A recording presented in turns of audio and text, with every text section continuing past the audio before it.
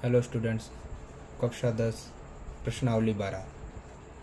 जैसे कि हमने 12.1 में ये कुछ आकृतियाँ थी जिनके हमने क्षेत्रफल ज्ञात किए थे। अब उन्हीं आकृतियों के हमें आयतन ज्ञात करने हैं।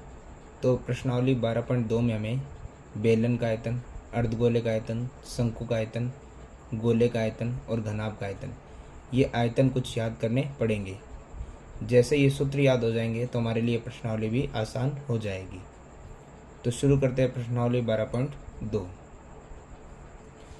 प्रश्नावली 12.2 के पहले क्वेश्चन में हमें दिया गया है एक ठोस है अर्धगोला, उस पर एक शंकु के आकार का कुछ एक आकृति को खड़ा किया गया है और उनकी त्रिज्याएं 1 सेमी है और शंकु की ऊंचाई और त्रिज्या इसी के बराबर है। तो याद रखिएगा, जो हमें अर्धगोले की त्रिज्या दी गई है उसी की बराबर शंकु की ऊंचाई और त्रिज्या भी है और इस ठोस का आयतन हमें ज्ञात करना है। जैसे पिछली आकृतियों में हमें क्षेत्रफल के लिए त्रिज्या ऊंचाई दी जाती थी और ठोस का क्षेत्रफल ज्ञात करने के लिए हम जो भी आकृतियाँ होती थी उनके क्षेत्रफलों को निकालकर प्लस कर लेते थे। अब हमें इनका आयतन प्लस करना है, फॉर्मूले लगाने पड़ेंगे हमें आयतन के। तो सबसे पहले शुरू करते हैं पहला क्वेश्चन। जैसा हमें क्वेश्चन में दिया गया एक ठोस आकृति का अर्धगोला है, तो हमें एक अर्धगोला बना लेते हैं कुछ इस प्रकार से। और दिया गया है कि इस अर्धगोले पे खड़ा एक शंकु भी आकार का है, यानी इसी के ऊपर हमें एक शंकु नाम की आकृति भी, शंकु के आकार की आकृति भी बनानी पड़ेगी।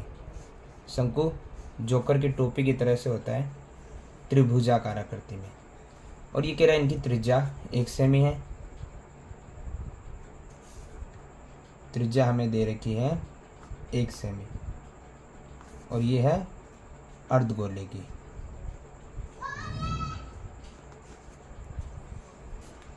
फिर हमें कह रहा है शंकु की ऊंचाई और त्रिज्या भी इसके बराबर है, यानी शंकु की त्रिज्या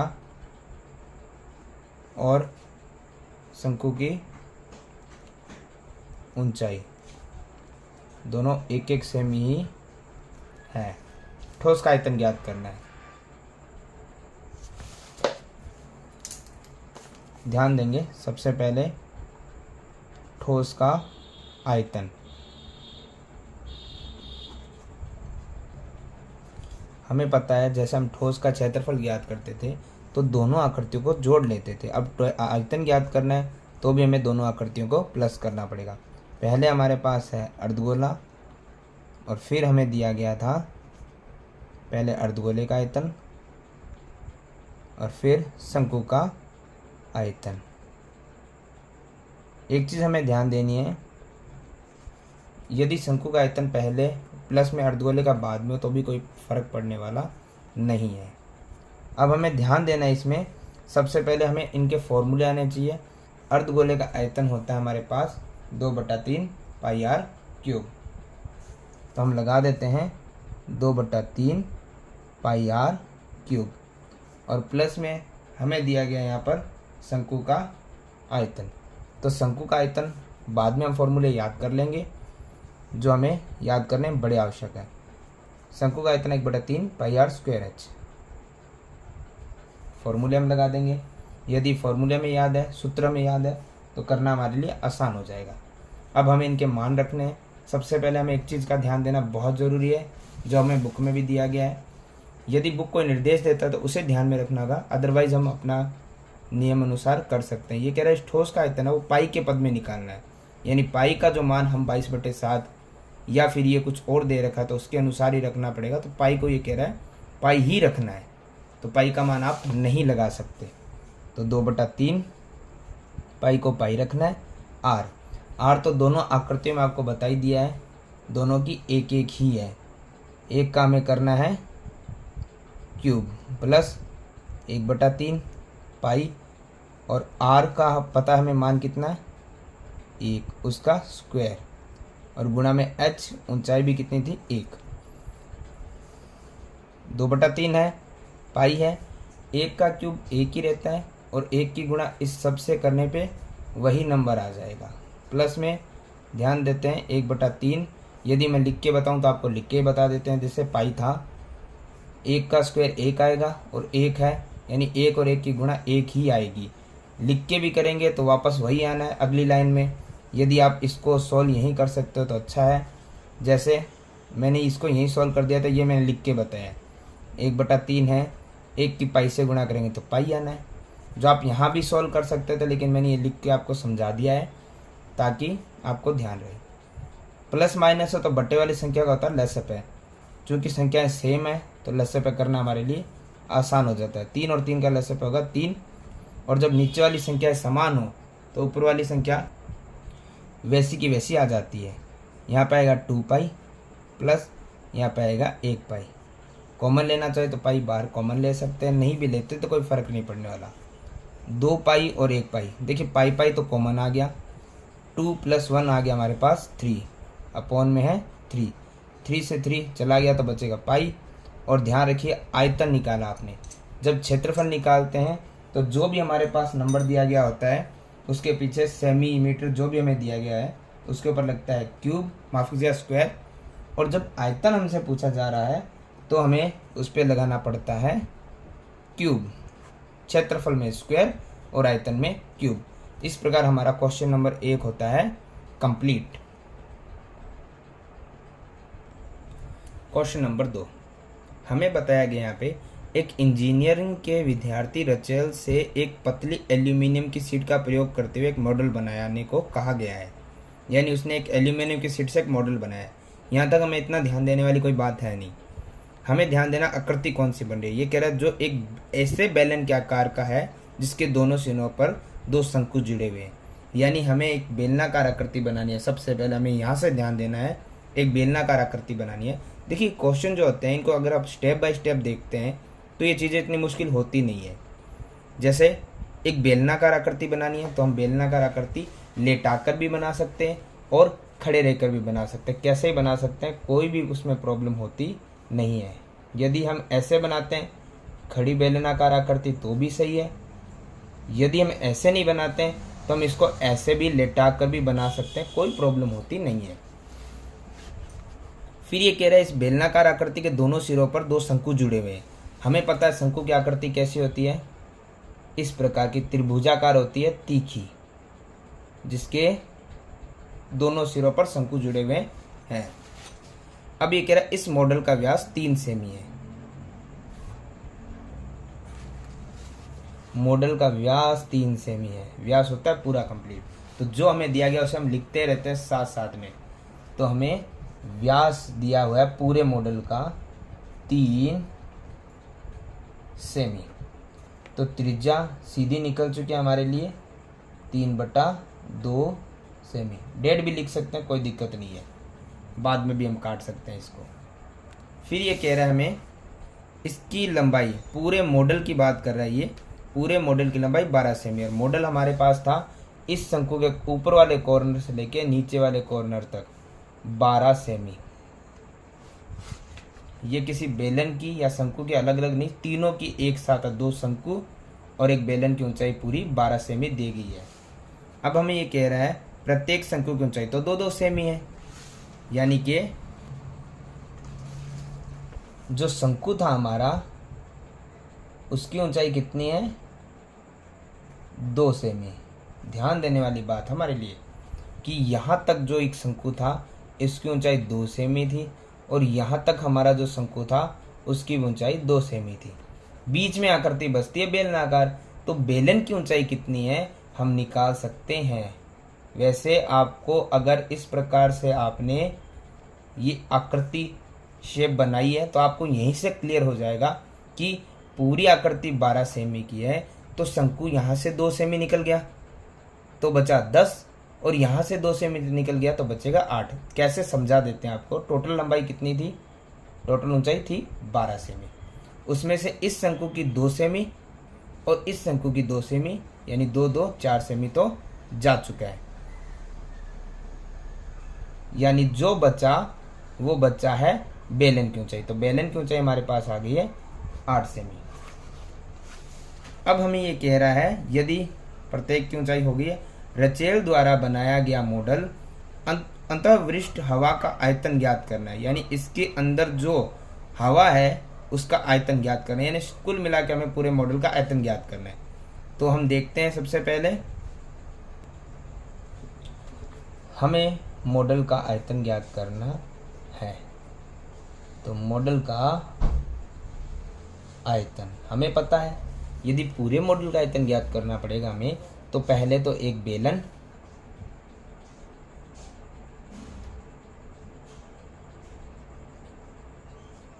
और फिर प्लस में दोनों शंकुओं का, जैसे क्षेत्रफल हम निकालते थे, दो अर्धगोले होते थे, दोनों का निकालना पड़ता था, वैसे दोनों शंकुओं का निकालना पड़ेगा। तो शंकु का आयतन, और एक चीज़ हमें क्लियर है कि हमें दोनों शंकुओं का आयतन निकालना है। या तो आप दोनों शंकुओं का अलग अलग आयतन निकाल के जोड़ दीजिए, वरना दोनों की त्रिज्या और ऊंचाई बराबर ही है, जैसे बता रखा है। प्रत्येक की ऊंचाई 2 सेमी थी, त्रिज्या भी आपको बराबर दे रखी है। पूरे मॉडल की 3/2 त्रिज्या हो गई, तो पूरी आकृति में शंकु की त्रिज्या वही रहेगी। तो यदि 2 शंकु है तो हम ऐसे भी कर सकते हैं, एक को निकाल कर 2 की गुणा कर सकते हैं, यानी दोनों का आयतन हमारा निकल जाएगा। अब हमें लगाने हैं फॉर्मूले हमें याद होने चाहिए। बेलन का आयतन हमारे पास होता है फॉर्मूला πr²h, प्लस शंकु का जो आयतन होता है उसका फॉर्मूला होता है 1/3 πr²h। ध्यान रखिएगा, बेलन और शंकु का आयतन बड़ा क्लोज एकदम सेम सा होता है, πr²h। बस शंकु में 1/3 एक्स्ट्रा लग जाता है, बेलन में वो नहीं लगता। और गुणा में 2। हमें एक चीज़ ध्यान रखनी है, यदि फॉर्मूले हमें याद नहीं होंगे, सूत्र याद नहीं होंगे, तो हमारे सवाल भी नहीं होंगे। तो इसीलिए हमें सूत्रों पे ध्यान देना बहुत ज़रूरी है। तो अब देखते हैं हम, हमारे पास यदि फॉर्मूले आ चुके हैं, सूत्र आ चुके हैं, तो मान भी दे रखे हैं, हम लिख सकते हैं। यहाँ पे पाई के लिए आपको कोई भी निर्देश नहीं दिया गया है, तो आप हमेशा के जैसे 22/7 लिख सकते हैं। आर वैसे सभी की कितनी थी, 3/2। इसे आप 1.5 भी लिखते हैं तो कोई दिक्कत नहीं है, और उसका स्क्वायर गुणा में h यानी ऊंचाई, ये है बेलन का। तो बेलन की ऊंचाई लिखनी है हमें। बेलन की ऊंचाई हमने निकाली थी, कितनी आई थी, 8, प्लस 1/3 पाई 22/7। आर तो सभी की बराबर थी, 3/2 स्क्वायर, h यानी ऊंचाई। इस बार ये शंकु के ध्यान रखिएगा, शंकु की ऊंचाई होती है हमारे पास 2, और गुणा में ये 2 तो हमारा चल रहा था, क्योंकि दोनों शंकु का आयतन निकालें इसीलिए। अब हमें सिर्फ इसको सॉल्व करना, हमारे पास आंसर आ जाएगा। तो हम सॉल्व करते हैं इसको। सबसे पहले 22/7 को हम वैसे का वैसे लिख दें एक बार। 3 का वर्ग होता है 9, 2 का होता है 4, गुणा में 8 है, प्लस में 1/3 है, 22/7 है, गुणा में 3 का स्क्वायर होता है 9, 2 का होता है स्क्वायर 4, बट्टे में है और होल स्क्वायर ऊपर दिया, मतलब दोनों पे ही स्क्वायर करना पड़ेगा। गुणा में 2 दूना होता है 4, 4 से 4 कट गया हमारे पास, क्योंकि गुणा में है, प्लस माइनस में नहीं है। 3 से 9 कट गया 3 बार, गुणा में 4 से कट गया 8 2 बार। यदि कुछ और कट रहा है तो हम काट लेते हैं, अन्यथा हम नीचे लिख सकते हैं। तो अभी हमारे पास बचा 22/7 गुणा में 9 गुणा में 2, और बट्टे में यहाँ कुछ सेंस बचा नहीं है। और आगे हम देख लेते हैं, यहाँ पे प्लस ऊपर बचा है 22 गुणा में 3 और बट्टे में 7। तो हम देखते हैं, यदि कुछ कटने वाला नहीं है तो हम दोनों तरफ गुणा जो भी करनी है हम कर देते हैं। जैसे 22 की हमें करनी है 9 से गुणा, तो गुणा हम कर देते हैं, हमारे पास आसान तरीका है करने का।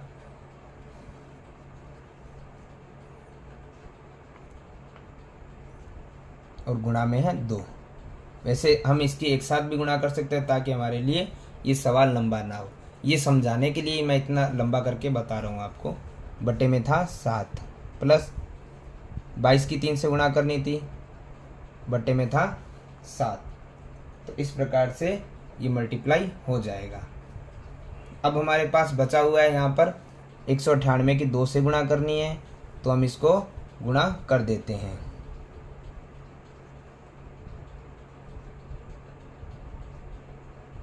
बट्टे में 7 प्लस 66/7। हमें पता है कि जब बट्टे में प्लस माइनस की संख्या और बट्टे वाली संख्या हमें लेना पड़ता है लेस है। तो 7 और 7 का लसप आएगा 7। बट्टे वाली संख्या है, यानी कि हर वाली संख्या बराबर हो लसप के, तो ऊपर वाली संख्याओं को एज इट इज लिख देते हैं। अब हमें करना क्या है, इन दोनों संख्याओं को प्लस करना है, तो प्लस कर देंगे हम। बटे में बचा हमारे पास 7। 7 का मतलब हमें करना है इसमें डिवाइड भाग आराम से दे सकते हैं हम 66। और ये आयतन है तो सेमी क्यूब, ये मैंने इसीलिए इतना लंबा किया है ताकि आपको समझ आ सके, वरना हम इसको फटाफट मल्टीप्लाई करके भी आंसर निकाल सकते थे, कॉमन लेके भी निकाल सकते थे, लेकिन इस प्रकार से हमारा सवाल कंप्लीट हो जाएगा।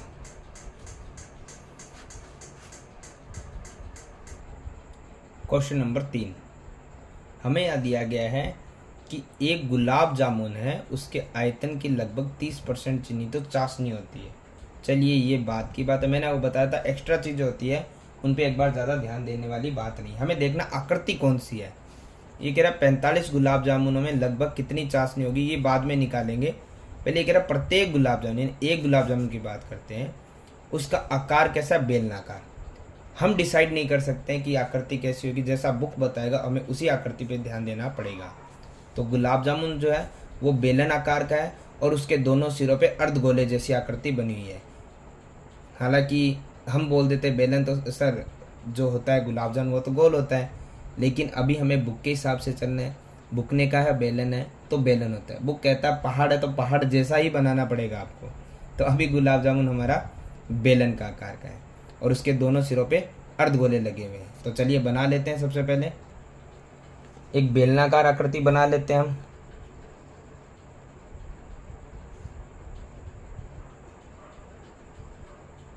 और उसके दोनों सिरों पे क्या लगे हुए हैं, 2 अर्धगोले। ऐसी आकृति का गुलाब जामुन है। चलिए ठीक है, गुलाब जामुन है तो है। हमें क्या करना, सबसे पहले ये कह रहा है इस पूरी जो आकृति बनी है उसकी लंबाई 5 सेमी है। यानी हमें एक चीज ध्यान देनी है कि हमारा जो ये गुलाब जामुन था, उस गुलाब जामुन के पूरे की आकृति यानी पूरे की ऊंचाई हमें दे रखी है, कितनी सेमी है, बुक में बताया हुआ है इसकी लंबाई 5 सेमी है। चलिए 5 सेमी। और ये कह रहा है इसका व्यास 2.8 सेमी है, तो हमारे लिए त्रिज्या निकालना और भी आसान हो गया है। व्यास यानी कि पूरा जो हमारे पास व्यास था वो कितना है, 2.8। तो सबसे पहले हम इनकी जो भी मान है वो लिख लेते हैं। तो हमें दिया गया था व्यास दिया हुआ है। सबसे पहले ये व्यास पूरी आकृति का यानी अर्धगोले का भी और बेलन का भी, तो हमारे लिए आसान हो गया है कि दोनों जो आकृति है उनका व्यास 2.8 सेमी ही है और हमारे लिए त्रिज्या निकालना भी बड़ा आसान है, 2.8/2 यानी कि 1.4 सेमी। फिर हमें दिया गया था पूरे बेलन, माफ कीजिएगा, पूरा जो ये आकृति दी गई है गुलाब जामुन की, उसकी लंबाई यानी ऊंचाई 5 सेमी थी। अब हमें पता है ये पूरे गुलाब जामुन की है, लेकिन हमें गुलाब जामुन से तो इतना कोई मतलब है नहीं, हमें गुलाब जामुन में आकृति कौन कौन सी बन रही है उस पर ध्यान देना है। तो हमारे पास आकृति बन रही है एक तो बेलनाकार और 2 अर्धगोले। तो सबसे पहले हम लिखते हैं अर्धगोले।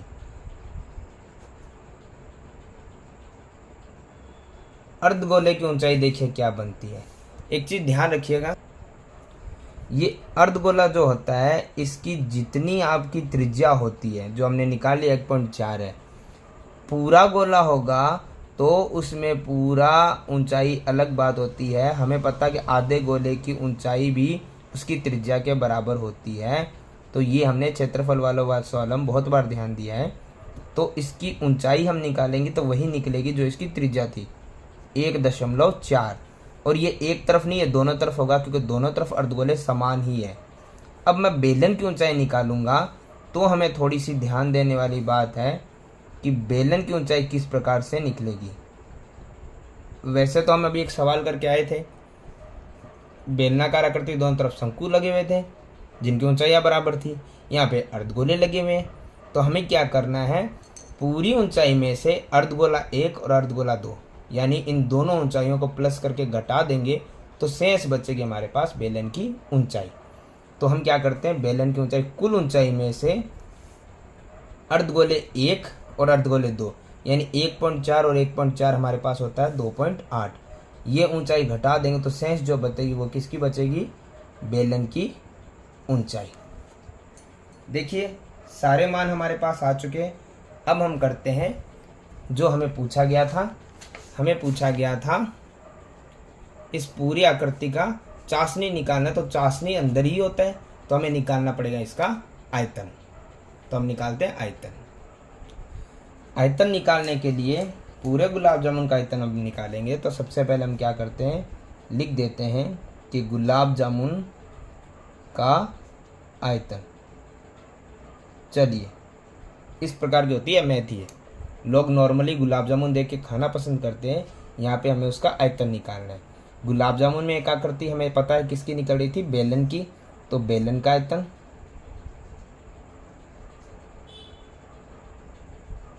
प्लस 2 आकृतियां निकाली थी अर्धगोले के, तो अर्धगोले का आयतन। एक चीज हमें ध्यान देने वाली ये है कि अर्धगोले हमारे 2 है तो हमें क्या करना पड़ेगा, 2 की मल्टीप्लाई, जो हम पहले क्षेत्रफल वालों में मल्टीप्लाई करके उसको सॉल्व कर चुके हैं। तो बेलन का आयतन का फॉर्मूला हमारे पास याद होना चाहिए, पाई आर स्क्वायर एच, प्लस अर्धगोले का आयतन हमें याद होना चाहिए, ये होता है 2/3 पाई आर क्यूब गुणा में 2, क्योंकि दोनों अर्धगोलों का आयतन निकालना है। अब कॉमन भी ले सकते हैं, यदि कॉमन लेते हैं तो हमारा सवाल जल्दी हो जाता है, कॉमन नहीं लेते हैं तो हम वैसे भी कर सकते हैं।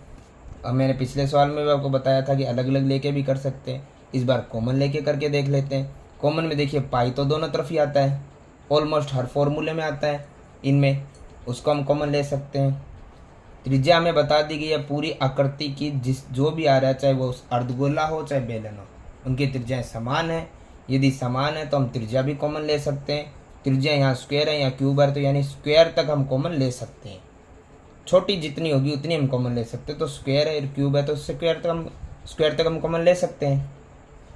बाकी एच इस तरफ है उधर नहीं है तो हम कॉमन नहीं ले सकते। तो देखिए पाई आर स्क्वायर कॉमन ले लिया तो बच गया एच, प्लस 2/3 कॉमन आया नहीं है, पाई कॉमन जा चुका है, आर स्क्वायर तक कॉमन जा चुका है। आर देखिए 3 थे हमारे पास, स्क्वायर कॉमन जा चुका है तो बचेगा कितना, 1 और गुणा में 2। पाई का मान कोई दिशा निर्देश नहीं है तो हम 22/7 ही लिखेंगे और गुणा में आर हमने पहले निकाली थी 1.4 है, उसको स्क्वायर करना है और उसके बाद ब्रैकेट में एच, और ये एच किसकी थी, बेलन की ऊंचाई हम पहले ही निकाल चुके हैं 2.2, प्लस में 2/3 वैसे का वैसे, और उसके बाद में आर, हमारी आर कितनी थी, आर थी 1.4 और गुणा में 2 ब्रैकेट।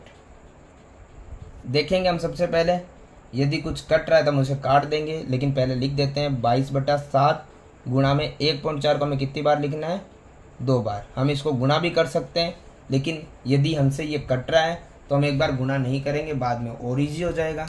आप इसको सीधा स्क्वायर करना चाहते हैं सीधे भी लिख सकते हैं।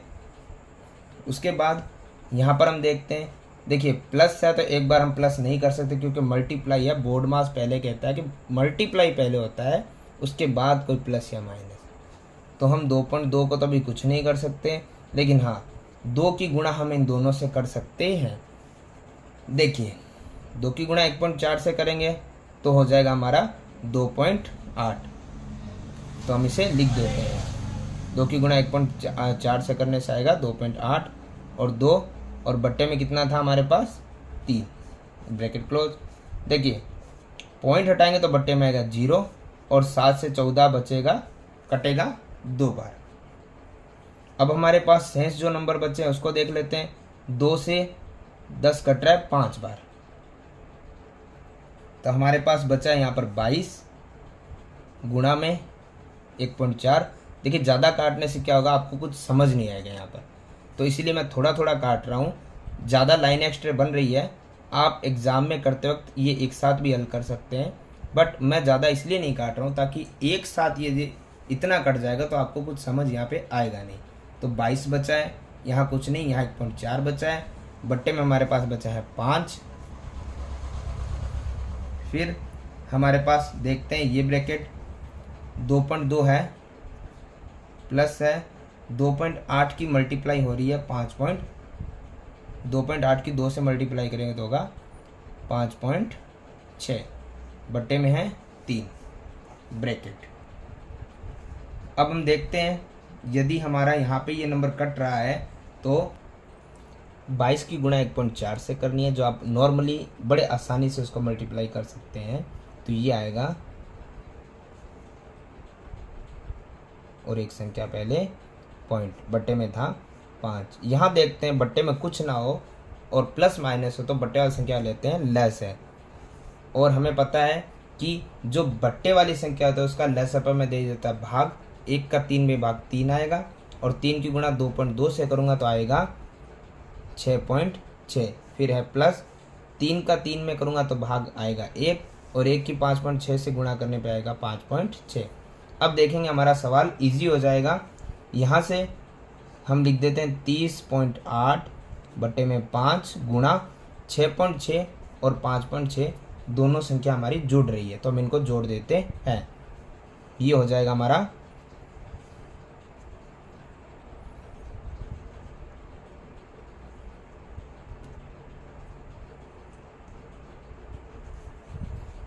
अब हमारे पास यदि कुछ कट रहा है तो हम उसे काट लेते हैं, यदि कुछ नहीं कट रहा है तो हम इनकी मल्टीप्लाई कर सकते हैं। गुणा करना कोई इतना मुश्किल काम नहीं है, हम कर सकते हैं। यदि कुछ हमें कॉमन लग रहा है, कुछ कट रहा है, कुछ हो रहा है तो हम वो कर सकते हैं, वरना गुणा कर सकते हैं। तो गुणा करने पे आएगा हमारा, कीजिएगा,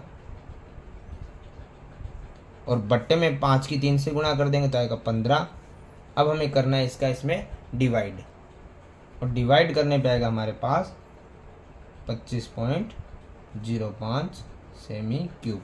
ये ध्यान से देखिएगा, इसने बताया था प्रत्येक गुलाब जामुन की ये पूरी वैल्यू दी गई थी, और उसी के अनुसार हमने इनके फॉर्मूले को निकालते हुए एक गुलाब जामुन का आयतन निकाल लिया है। हमारे पास ये एक गुलाब जामुन का आयतन आया है भैया।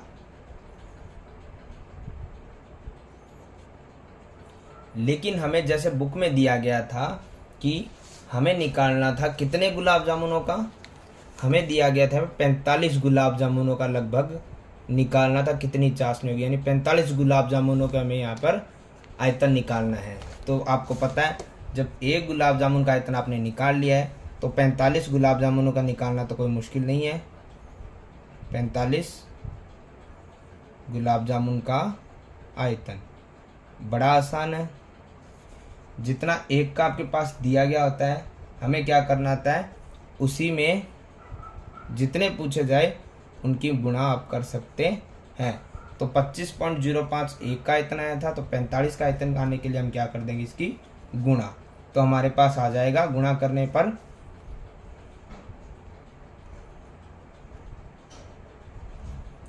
माफ कीजिए क्यूब, क्योंकि आयतन निकाल रहे हैं तो आयतन में क्यूब ही आएगा।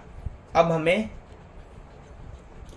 हमें इसमें एक चीज़ और ध्यान करनी है, क्योंकि हमें बुक में पहले ही दिया गया था कि आप जो ये आयतन निकाल रहे हैं, इसके अंदर चाशनी जो निकाल रहे हैं, उसमें हमें एक चीज़ ध्यान देनी है, हमें सिर्फ उसके 30% जो हम उसके अंदर चीनी डाल रहे हैं उसी का हमें निकालना है। गुलाब जामुन के अंदर 30% चीनी की चाशनी होती है, तो हमें 30% का ही आयतन ज्ञात करना है। हमने ऑलरेडी 45 गुलाब जामुनों का आयतन ज्ञात कर दिया है। अब ये कह रहा है हमें कि इसका जो 45 गुलाब जामुनों का हमें आयतन आया उसका 30% ही हमें ज्ञात करना है। तो 30% जब भी हम हटाते हैं तो बट्टे में आ जाता है 100। जो कट सकता है उसे हम काट देंगे, अन्यथा हमें क्या करना है, ऊपर इस नंबर की गुणा करनी है 3 से, जो हम कर सकते हैं। हमारे पास आ जाएगा, और उसमें बट्टे में कितना है 10 का हमें लगाना है डिवाइड, यानी कि भाग, तो हमारे पास आ जाएगा ऑलमोस्ट इतना। और इसको राउंड फिगर में जब हम लिखेंगे तो लिख सकते हैं कि 338 तक तो हमें लिखना ही लिखना है। पॉइंट के बाद एक पॉइंट के बाद हमने पहले ही बताया था आपको कि यदि पॉइंट के बाद संख्या 5 से बड़ी हो तो यहाँ पे आगे वाली संख्या में एक संख्या बढ़ जाती है, 38 की जगह 39 हो जाता। अन्यथा ये संख्या यदि 5 से छोटी है तो आगे वाली संख्या सेम रहेगी, ये राउंड फिगर हो जाएगा। और इस प्रकार से 30% चीनी का हमने आयतन निकाल लिया है, 338 सेमी क्यूब। इस प्रकार क्वेश्चन नंबर 3 हमारा होता है संपूर्ण। सवाल नंबर 4, हमें यह दिया गया है एक कलमदान है यानी पेन रखने वाला स्टैंड, वो घनाभ आकार का है जो हमें नीचे दिखाई भी दिया जा रहा है, और उसमें 4 शंकु आकार के गड्ढे बने हुए हैं। ध्यान दीजिएगा, हमें ये कह रहा है जो कलमदान आपका है उसमें कलम रखने के लिए 4 गड्ढे बने हुए, यानी 4 पेन रखेंगे, उनके अंदर पेंसिल या जो भी रखेंगे उसमें 4 गड्ढे बने हुए। जो घनाभ आपका बताया था उसकी लंबाई, चौड़ाई, ऊंचाई, विमाएं मतलब उसकी भुजाएं, लंबाई, चौड़ाई, ऊंचाई तीनों आपको दी गई है। प्रत्येक गड्ढे की त्रिज्या भी आपको दी गई है। जो शंकु आकार का अंदर गड्ढा बना हुआ है उसकी त्रिज्या आपको दे दी गई है, और उसकी गहराई किसकी, उस गड्ढे की, यानी शंकु की गहराई हमें दी गई है। हमें सिर्फ कलमदान में जो लकड़ी है उसका आयतन ज्ञात करना है। ये कलमदान जो है, कलम का नहीं, सिर्फ ये लकड़ी जो रखी गई है घनाभ आकार की, उसका आयतन ज्ञात करना है। तो शुरू करते हैं सवाल। ध्यान देंगे, हमें क्या कर रखा है इसने, एक घनाभ आकार का कलमदान, लकड़ी है माफ कीजिएगा नीचे कलमदान की। तो सबसे पहले घनाभ की विमाएं यानी भुजाएं हमें दे रखी है।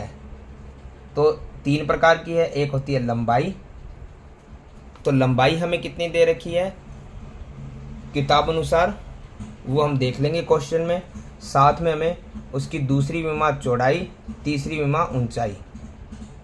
ध्यान रखिएगा, जब आपको क्वेश्चन ऐसा दिया हो घनाभ से संबंधित, तो हमें जो उसकी विमाएं दी जाती है वो पहली भुजा होती है लंबाई, यानी लंबाई है 15 सेमी। दूसरी विमा होती है 10 सेमी जो उसकी चौड़ाई होती है, और तीसरी विमा जो होती है वो उसकी होती है ऊंचाई जो 3.5 सेमी है। ये तीनों हमें जो आकृति दी गई है भुजाएं, ये दी हुई है घनाभ की। अब ये कह रहा है उसके अंदर जब जो कलम रखने के लिए गड्ढे बनाए गए हैं, उन गड्ढों की त्रिज्या, सबसे पहले वो गड्ढे जो दिए गए हैं 4 गड्ढे हैं और वो शंकु आकार में है, और उसी शंकु आकार के गड्ढे की त्रिज्या है 0.5 सेमी, यानी ये त्रिज्या किसकी हुई, शंकु की। तो हम लिख देते हैं शंकु की त्रिज्या।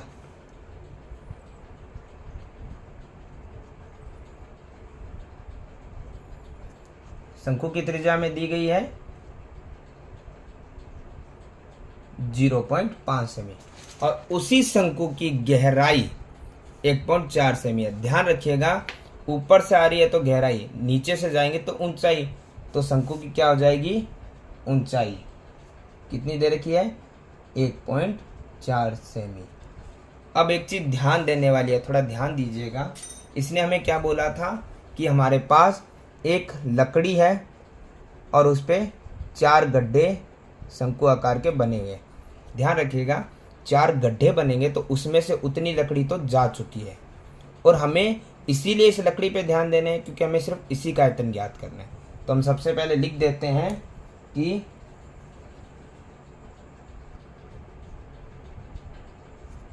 कलमदान का आयतन, ये कलमदान ही है जो लकड़ी की बनी हुई है। तो इसका आयतन निकालने के लिए हम क्या करेंगे, सबसे पहले हमें किसका आयतन निकालना पड़ेगा, घनाभ का, क्योंकि ये लकड़ी जो है घनाभाकार है।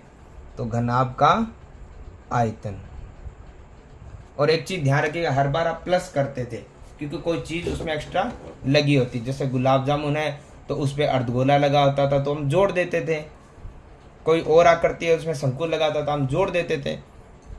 लेकिन इस बार ये कह रहा है लकड़ी है, इसमें कलमदान के जो शंकु आकार गड्ढे दिए गए हैं गड्ढे से मतलब है कि उसमें से वो लकड़ी जा चुकी है, यानी कि माइनस हो चुकी है। ये थोड़ा एक्स्ट्रा इसमें ध्यान देने की ज़रूरत है।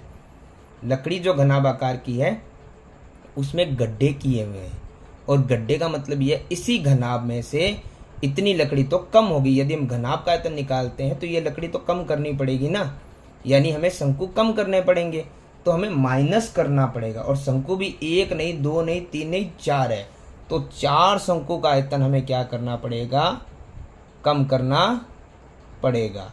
ध्यान रखिएगा, अभी तक आप कर रहे थे प्लस, अभी हम कर रहे हैं माइनस। और माइनस इसीलिए किया है क्योंकि यहाँ पे एक गड्ढे है, गड्ढे का मतलब है इसमें से लकड़ी कम हो चुकी है, माइनस हो चुकी है। और 4 शंकु की क्योंकि 4 गड्ढे हैं। अब हम लगाते थे फॉर्मूला।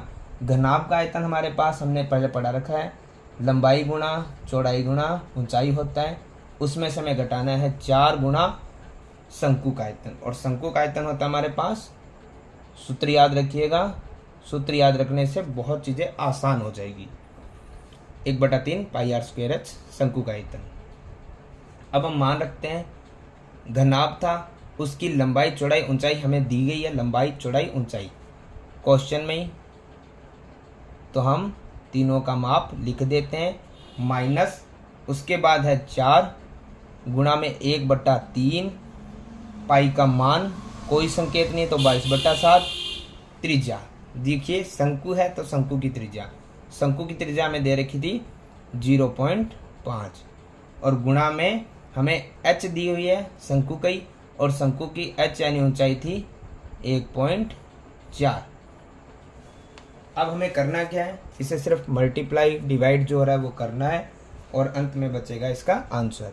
तो सबसे पहले इन तीनों की तो हमें करनी है गुणा, तो इन तीनों की हम गुणा कर सकते हैं आसानी से, बचेगा 525 माइनस इधर वाले में ज़्यादा संख्या है उन पे थोड़ा ध्यान देना है। देखिए 4 की गुणा 1 से करेंगे तो हो जाएगा 4/3, और इस प्रकार हम देखते हैं यहाँ पे बचेगा ऊपर 22। ये पॉइंट यदि हम हटाते हैं तो बचेगा बट्टे में 10 जीरो आएगा। 7 से अब ये 14 रहा है तो 2 बार कट जाएगा, और 2 से कट जाएगा 5, 5 से 5 कट जाएगा एक बार, आगे पॉइंट है जीरो है वो वैसे का वैसा लग जाएगा। तो ऊपर अब हमारे पास बचा है यहाँ पर 0.1, और गुणा में माफ़ कीजिएगा यहाँ पे आर स्क्वायर थी, तो आर स्क्वायर हमें लिखना, हमने एक बार लिखी है गलती से, एक आर स्क्वायर हम आगे लिख देते हैं, जिसको हम यही लिख देंगे। ध्यान रखिएगा आर स्क्वायर थी, मैंने गलती से एक ही बार लिखी थी, स्क्वायर मतलब 2 बार लिखनी है, तो मैंने एक बार इसको तो यहाँ काट दिया जो कट रहा था, कोई दिक्कत नहीं है। एक आर मैंने यहाँ लिखी है जो मैं आगे यहीं पे लिख देता हूँ। उसके आगे बचा है हमारे पास कुछ नहीं, ये हमने लिख दिया है। बट्टे में देखते हैं 3 आ चुका है, और बट्टे में हमारे पास कुछ सेंस है नहीं। अब हमें सिर्फ इसी को सॉल्व करना है तो हमारा आंसर आ जाएगा। तो 525 तो हमारे पास पहले से दिया गया ही है यहाँ पे, और उसके बाद में हमें क्या करना है, माइनस करना है, और जो भी संख्याएं हैं उनको सॉल्व करना है। जैसे हमारे पास सबसे पहले हम ऊपर वाली सभी संख्याओं की गुणा कर देते हैं, क्योंकि कुछ भी कट नहीं रहा है। तो हम करते हैं 4 की 22 से गुणा करते हैं, और बाकी संख्याओं की भी साथ में गुणा कर ही देते हैं, क्योंकि इतना मुश्किल कुछ है नहीं इसमें। तो 4 की 22 से गुणा करने पे आएगा 88/3 है, और हम देखते हैं कि इससे हमने गुणा कर दी है। अब हमारे पास बचा हुआ है 0.1, और गुणा में है 0.5। यदि हम इन दोनों संख्याओं की गुणा करते हैं तो हमारे पास आ जाएगा 0.05, जो आप दोनों गुणा करके देख सकते हैं। यहाँ पे हम देखते हैं कि 525 तो वैसे का वैसे पड़ा ही था, और माइनस में क्या था, 88 गुणा हो रही थी हमारे 0.05 से, यानी इन दोनों की गुणा करनी है, जो हम रफली कर सकते हैं। और भाग में हमारे पास था 3, तो हम क्या करते हैं, या तो इसका लसाअ पे कर लेते हैं, अन्यथा हम इसको सॉल्व कर लेते हैं इजीली काट कर। पूरा नहीं जाएगा तो पॉइंटों में जाएगा, पॉइंटों में हम इसको काट सकते हैं, ये आगे चलता रहेगा। तो हम लिख सकते हैं 525 माइनस 1.4666। तो इसमें से हमें ये नंबर घटाना है, हम ये घटा सकते हैं, जो हमारे पास दिया गया 525 में से छः छः, इसको 6 7 भी कर सकते हैं हम, उसमें भी कोई दिक्कत होती नहीं है। तो हम इसको घटा देते हैं, तो हमारे पास बचेगा 523.53। ये आगे चलता रहेगा, लेकिन हमें पॉइंट के बाद 2 नंबर निकाल के छोड़ सकते हैं, 2 या 3, इसमें कोई दिक्कत नहीं है। तो इस प्रकार हमारा क्वेश्चन नंबर 4 होता है कंप्लीट। सेमी क्यूब लगा दें क्योंकि